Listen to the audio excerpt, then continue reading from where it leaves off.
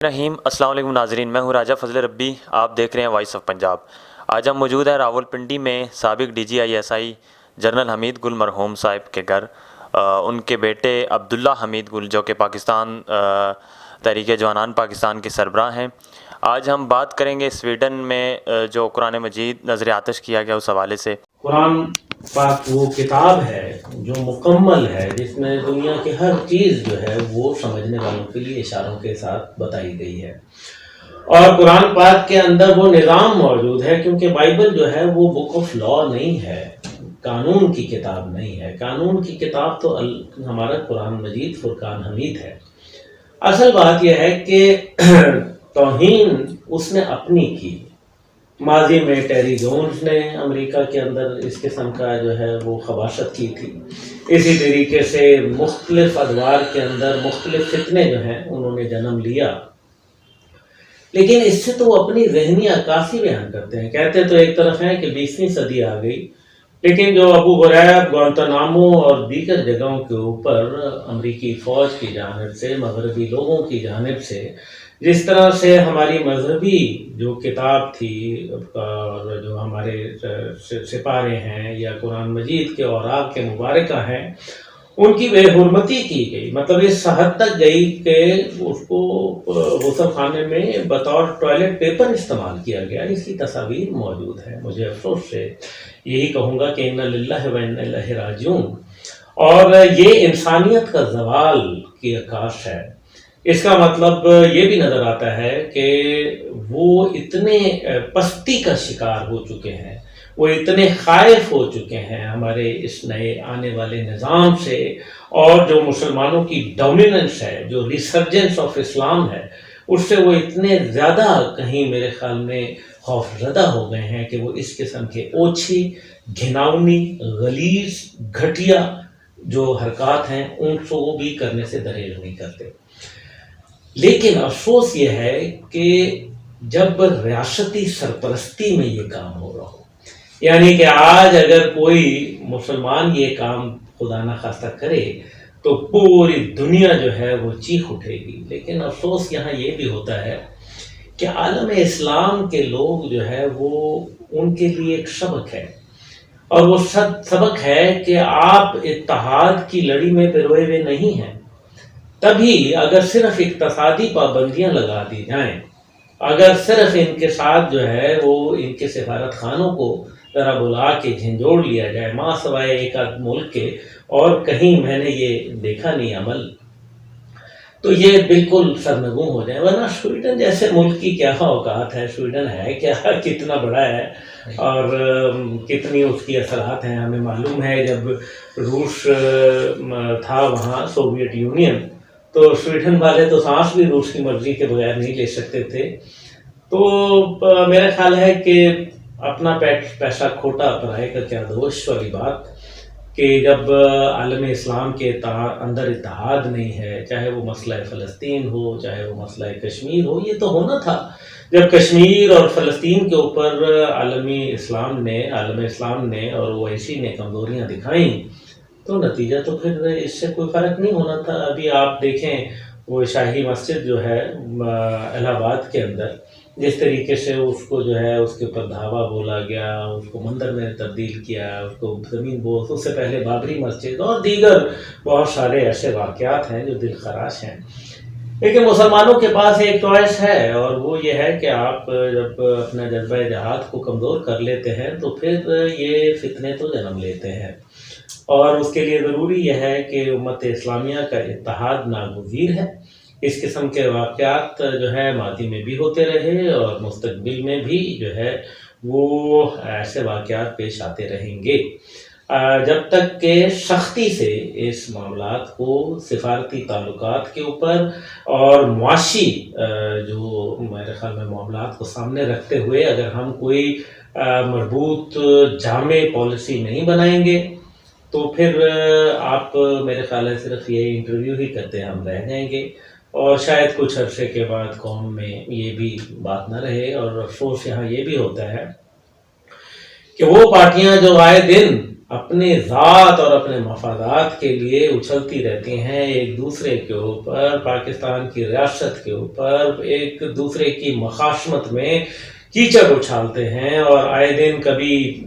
کون سا اعلان ہوتا ہے، کبھی دھرنے کا اعلان ہوتا ہے، کبھی مارچوں کا اعلان ہوتا ہے، جلسے جلوسوں کا اعلان ہوتا ہے۔ قوم سے سوال ہے وہ لوگ کہاں ہیں آج؟ کیا وجہ ہے کہ وہ خاموش ہیں؟ اور وہ لوگ فیصلہ کر لیں جنہوں نے تو اللہ اور اس کے نبی سے جو ہے وہ آخرت میں بخشش کروانی ہے، وہ پھر اللہ کے احکامات کے تابع رہتے ہوئے وہ عمل کریں، اور جن لوگوں نے اپنے سیاسی لیڈران سے بخشش کروانی ہے وہ اپنا راستہ خود چن لیں۔ عبداللہ صاحب، ٹی ایل پی نظریاتی پارٹی اور جماعت اسلامی نے بھی احتجاج کا اعلان کیا ہے، تحریک جوانان پاکستان کا کیا رہتا ہے مولانا؟ تحریک جوانان پاکستان تو آلریڈی احتجاج کے اندر جا چکی ہے، اور ابھی صادق آباد سے کچھ ساتھی آئے ہوئے تھے، بلکہ آپ کو انتظار کی زحمت کرنا پڑی تو اسی حوالے سے آئے ہوئے تھے۔ تحریک جوانان پاکستان کوئی منفرد جماعت نہیں ہے اس لحاظ سے، جو قوم کے جذبات ہیں، جو مسلمان کے جذبات ہونے چاہیے، ہم ان سے عاری نہیں ہیں۔ ہم اس سلسلے میں جو ہے ان کے سفارت خانے کو جو ہے باقاعدہ احتجاج بھی ریکارڈ کرائیں گے، اور ہم نے اس کے اوپر قانونی مشاورت جو ہے وہ اس کو ہم ملحوظ خاطر رکھے ہوئے ہیں، اور ساتھ ہی ساتھ جو ہے جو یونائٹڈ نیشن اور دیگر فورم ہیں ان کے اوپر اپنا احتجاج بالکل وہاں بلند کریں گے۔ اس کے حوالے سے میرا کالم بھی آئے گا انشاءاللہ تعالیٰ اگلے ہفتے، جو دیکھیں نا جو میرے بس میں ہے وہ میں انشاءاللہ تعالیٰ میں اور میری بات ضرور کرے گی، لیکن یہ ہے کہ احتجاج ہم یہاں اپنے ملک میں کریں گے۔ جو کچھ بھی ہوگا، ہم نے یہ دیکھا کہ جب بھی احتجاج بلند ہوتا ہے، نعرہ تکبیر بلند ہوتا ہے، اس کو روکنے کے لیے اپنے ہی لوگ سب سے پہلے میدان عمل میں آ جاتے ہیں۔ ہماری حکومت ہی وہ سب سے پہلے ہوتی ہے۔ اس سے پہلے ماضی میں متعدد احتجاج ہوئے، میرے والد جان حمید گل رحمۃ اللہ علیہ اور میں جو ہے وہ باقاعدہ ایسے کئی احتجاجوں کا حصہ بنے رہے،